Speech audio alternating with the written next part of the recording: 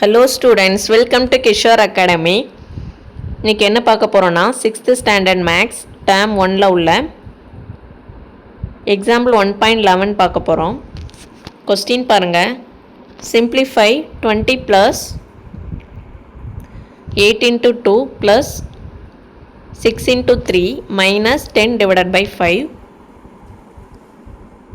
இதை நம்ம சிம்ப்ளிஃபை பண்ண போகிறோம். இதை சிம்ப்ளிஃபை பண்ணோன்னா ஒரு ரூல் இருக்குது. அது என்ன ரூல்னா, பிட்மாஸ் ரூல். பிட்மாஸ்னால் என்ன அப்படின்னா, இதுதான் அந்த பிட்மாஸ் ரூல். இதில் உள்ள ஒவ்வொன்றையும் நம்ம இது ஆர்டர் படி தான் நம்ம சிம்ப்ளிஃபை பண்ணணும்.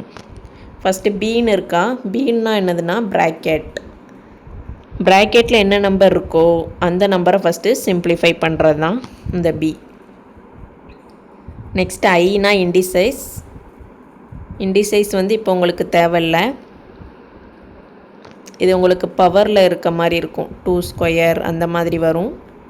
இது நீங்கள் இப்போ லேட்டராக தான் படிப்பீங்க. இந்த ஸ்டாண்டர்டுக்கு இது தேவை கிடையாது. அதனால் இப்போ இது தேவைப்படாது. நெக்ஸ்ட்டு டீனா என்னதுன்னா டிவிஷன். எம்னா மல்டிப்ளிகேஷன். ஏனா அடிஷன். எஸ்னா சப்ட்ராக்ஷன். இந்த ஆர்டரில் தான் நீங்கள் சால்வ் பண்ணணும். பண்ணலாமா? இப்போ வாங்க சம்முக்கு போகலாம்.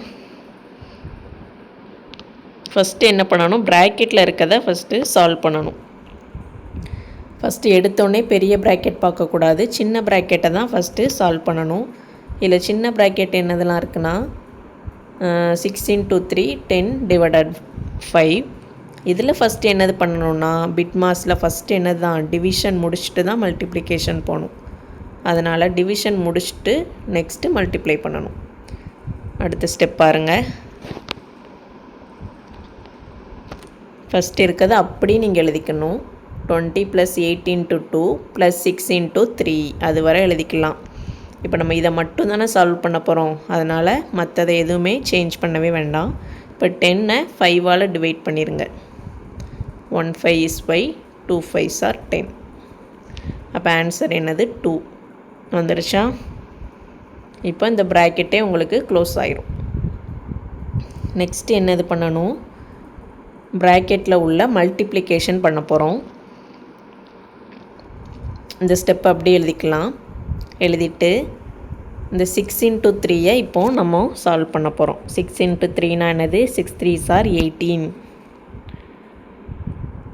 அப்போ இதில் எப்படி எழுதிக்கலாம், 20 + 8 × 2 + 18 - 2. இந்த ப்ராக்கெட்டும் உங்களுக்கு இப்போ க்ளோஸ் ஆயிரும். ஆல்ரெடி இது க்ளோஸ் ஆயிடுச்சு. இப்போ உங்களுக்கு இருக்குது இந்த 2 ப்ராக்கெட்டு மட்டும்தான் இருக்குது.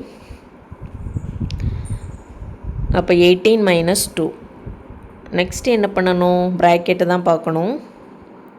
ப்ராக்கெட்டில் எது சின்ன ப்ராக்கெட், இந்த ப்ராக்கெட்டை முதல்ல சால்வ் பண்ணணும். 18 - 2னா 18லேருந்து 2 மைனஸ் பண்ணுங்கள். 8லேருந்து 2 போச்சுன்னா 6, இந்த 1 அப்படி வந்துடும். அப்போ 16. அடுத்த ஸ்டெப்பில் என்ன எழுதிக்கலாம், 16 எழுதிக்கலாம். 20 + 8 × 2 + இதை சால்வ் பண்ணிங்கன்னா 16. இது வர புரியும்னு நினைக்கிறேன். நெக்ஸ்ட்டு பெரிய ப்ராக்கெட்டை க்ளோஸ் பண்ணணும். அதுக்கு முன்னாடி ப்ராக்கெட்டில் உள்ளது எது சால்வ் பண்ணணுன்னா, ஒன்று அடிஷன் இருக்குது, இன்னொன்று மல்டிப்ளிகேஷன் இருக்குது. எதை ஃபஸ்ட்டு பண்ணணுன்னா, பிட்மாஸில் ஃபஸ்ட்டு என்னது மல்டிப்ளிகேஷன், நெக்ஸ்ட்டு தான் அடிஷன். இது நிறைய பேர் என்ன தப்பு பண்ணுவீங்கன்னா, இந்த 2 கூட இதை ப்ளஸ் பண்ணிவிட்டு இந்த 8 கூட அந்த ஆன்சரை மல்டிப்ளை பண்ணிடுவீங்க. அது மிகப்பெரிய தப்பு. அப்படி பண்ணக்கூடாது. ஃபஸ்ட்டு மல்டிப்ளிகேஷனை சால்வ் பண்ணிவிட்டு தான் அடிஷன் போகணும். அப்போ ஃபஸ்ட்டு மல்டிப்ளிகேஷனில் என்ன இருக்குது, 8 × 2 இருக்கா, அதை ஃபஸ்ட்டு சால்வ் பண்ணுங்கள்.